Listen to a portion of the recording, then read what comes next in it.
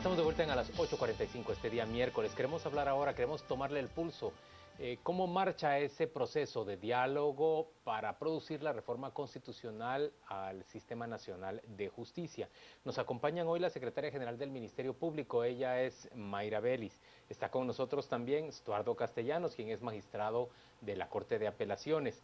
Y desde Quetzaltenango, por vía de Skype, nos acompaña Jordán Rodas, quien es vicepresidente del Colegio de Abogados. A los tres, gracias por acompañarnos y permítanos arrancar en la conversación con Jordán Rodas, quien está en Shela y quien inició el diálogo en aquella ciudad, la mesa técnica.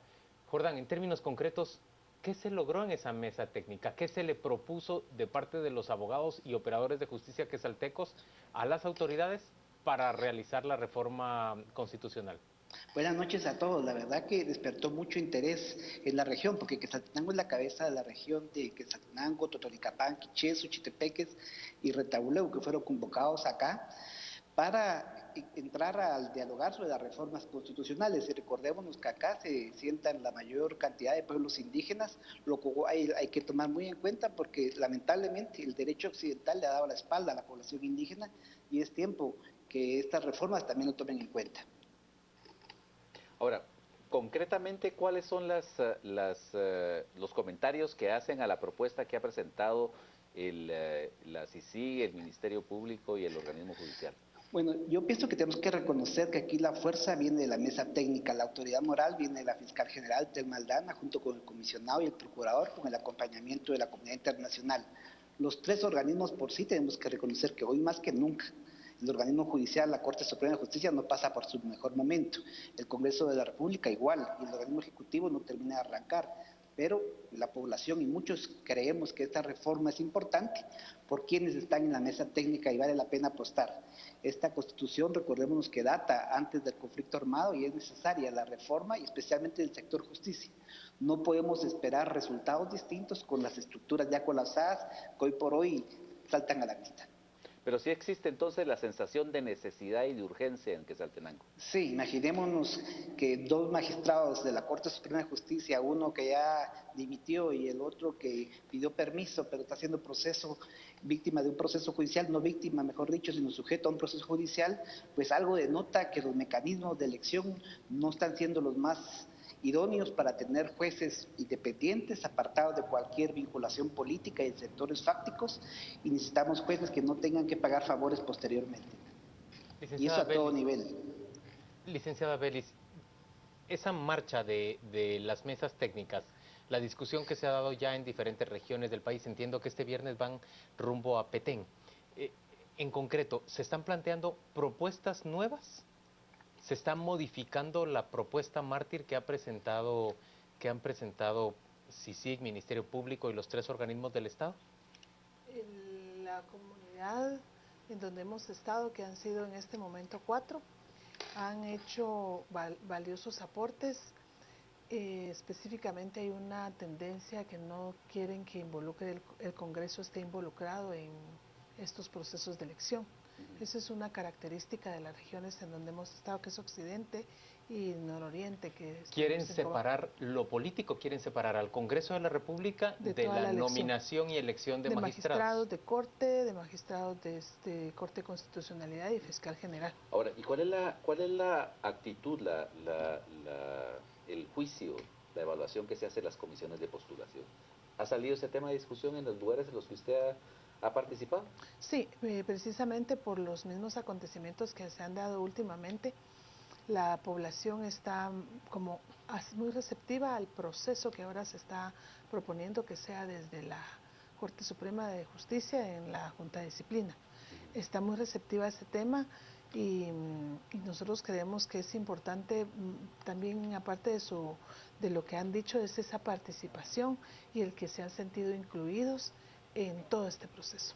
Señores, mi punto fundamental, tanto para Jordán, para la licenciada Vélez, pero ahora se lo pregunto al licenciado Castellanos, el punto fundamental es, ¿estas mesas técnicas están simplemente acolitando en la propuesta inicial que plantean los promotores del diálogo ¿O realmente se está pidiendo que se modifique esa propuesta? ¿Usted está viendo una discusión auténtica o solo como una especie de acompañamiento, de confirmación de que es bueno que se haga esto? Sí, la perspectiva que nosotros tenemos es de que la metodología que se está implementando no es del todo adecuada. Las mesas técnicas no están haciendo del todo aportes. Yo tuve la oportunidad de asistir a una y habían personas que llegaban de la sociedad civil sin ni siquiera haber leído la propuesta inicial. Ahí se leía, se hacen mesas de discusión, se discute por cierto tiempo en la mesa y luego se dan un periodo de 3 minutos para hacer conclusiones generales. Realmente no es mucho lo que se está aportando.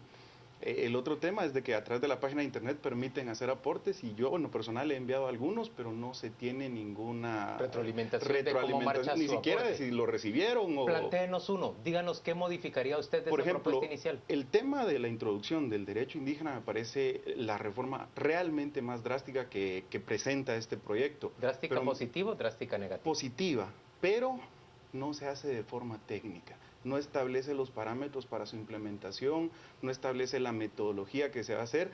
Está cambiando todo el sistema jurídico en el que fuimos formados de un sistema unitario donde hay solo un derecho y está introduciendo un sistema pluralista sin ningún estudio técnico, sin ninguna propuesta de si se va a hacer por regiones, si se va a hacer por identidad.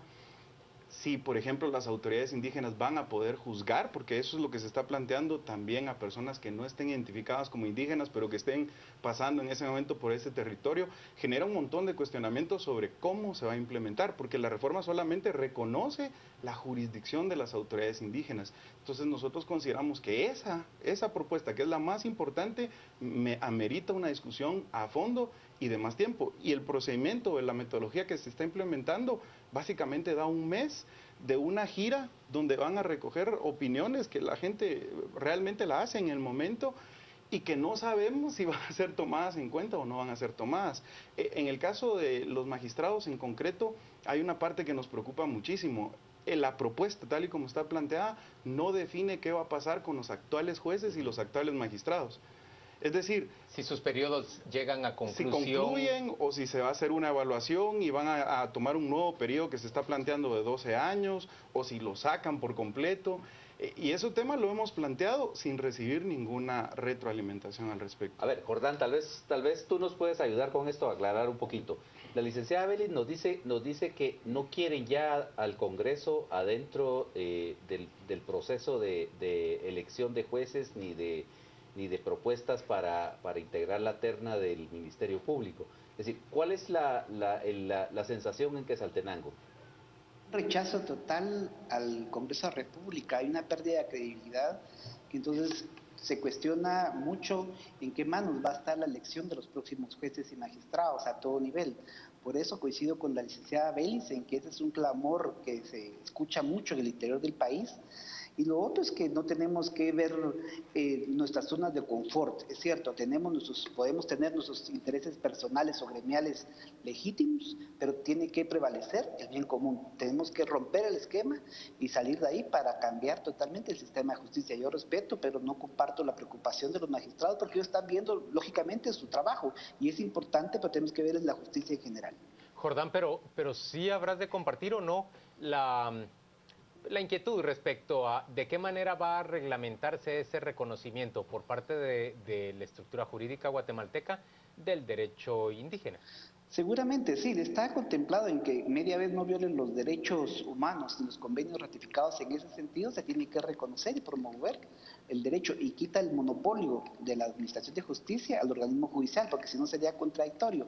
Entonces tenemos que abrirnos a la visión y al derecho de los pueblos indígenas y ya no seguir, como decía al principio, dándole la espalda a la gran mayoría, que aquí en Guatemala no es la minoría, no olvidemos eso. Jordán, pero yo entiendo que el licenciado Castellanos no está en contra de que esto ocurra, por el contrario, pero piensa que debe estar apropiadamente reglamentado. Pues por eso, yo coincido y tenemos que recordar la frase del comisionado Iván Velázquez en que la única tarjeta de invitación para estas reformas es la propuesta escrita.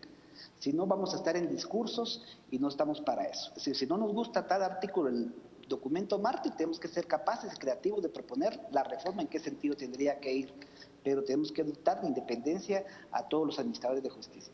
Mayra Belis, esas propuestas que se hacen por escrito, como nos decía el licenciado Castellanos, en la página web o en la parte de atrás de la propuesta Mártir, ¿cómo serán tenidas en cuenta? ¿Cómo se retroalimenta a quienes plantean, en este caso, por ejemplo, a la Asociación de Magistrados de Cortes de Apelaciones? Es que es fundamental Sí. que ellos entiendan cómo va a Sí, les voy a producirse la explicar, reforma. sí, les voy a explicar un poco la dinámica. Aquí en Guatemala se hizo una reunión en donde asistieron todos los sectores y entre ellos representantes de la Asociación de Jueces y Magistrados, y se les explicó la metodología. Entonces entiendo que el representante que llegó a esa reunión les tuvo que haber explicado en alguna asamblea a los magistrados y a los jueces. La metodología que se está llevando a cabo en el interior de la República, se les entrega el documento, sirve únicamente de guía, por eso el facilitador por parte de la Secretaría Técnica no es una persona que participa activamente en la mesa, es solo facilitador, por eso se nombra un relator y una persona que luego en 3 minutos, porque no puede hacerse más, ellos plantean conclusiones, pero van en un documento escrito. O sea, lo que presentan ahí es lo fundamental, pero va un documento escrito. Por aparte, como insisto, se les dio la inducción a las personas que fueron representantes en ese momento, se les dijo que si ellos querían, que solo, porque tenemos que tener un orden, ¿verdad? Solo se van a aceptar propuestas escritas. Y por supuesto que las que se están recogiendo en las mesas técnicas se están sistematizando para ver cuáles son los puntos en que se convergen y cuáles son los puntos disidentes para poder discutirlos. Si la Asociación de Jueces y Magistrados quiere hacer una propuesta, tiene que hacerla por escrito y subirla a la página. Ahora, abogada Belis, pero... Solo termino aquí, sí. solo termino aquí. Tiene que hacerla porque todas las propuestas escritas se van a tomar en cuenta para hacer luego todo un documento, porque el documento que se presentó es para tener un punto de partida, porque no le podría venir a decir a la población, hagan una reforma, pero ¿sobre qué base? Entonces, esa es la metodología que sí creería que todos debíamos estar máxima en la Asociación de Jueces, que tuvo un representante en la mesa. Sin embargo, el último taller que se va a llevar a cabo es en Guatemala. Y ahí se van a convocar a todas las personas para eso. Y en los Huehuetenango, por ejemplo, también en este fin de semana que estuvimos en el área de Zacapa, los magistrados de ambas áreas, jueces y magistrados, pidieron por escrito una reunión a la comisión. En el caso de Huehuetenango ya se les agendó, en el caso de Zacapa del área estará por agendárseles. Entonces, lo que sucede es que se va a sistematizar toda la información y luego pues ya se va a presentar un documento con todos los aportes. Vale, pero ahora, ¿qué va a pasar con todas las propuestas que entran individualmente vía internet? Por eso, todas las que entran a la página se van a tomar en cuenta para poderlas introducir al documento. Lo que pasa es que cuando se llegue a la discusión final, no podríamos, humanamente no se podría incluir a todas las personas que quieran participar, por eso se les pide un documento escrito. Y esas manifestaciones individuales se van a integrar al documento para que salga lo mejor. ¿Y se vuelve a hacer otra ronda de discusión? Y entonces ya se presenta públicamente, porque se supone que ya las personas hicieron sus aportes, leyeron el documento. Ahora, el tema de que si las personas no leen un documento sí es un poco complejo, porque cumplimos con mandarles el documento, pero si ya no lo leen, ya sale de la esfera de la Secretaría Técnica. Aparte, quisiera agregar sobre el derecho indígena. La Constitución no puede reglamentar nada. La Constitución hace una disposición.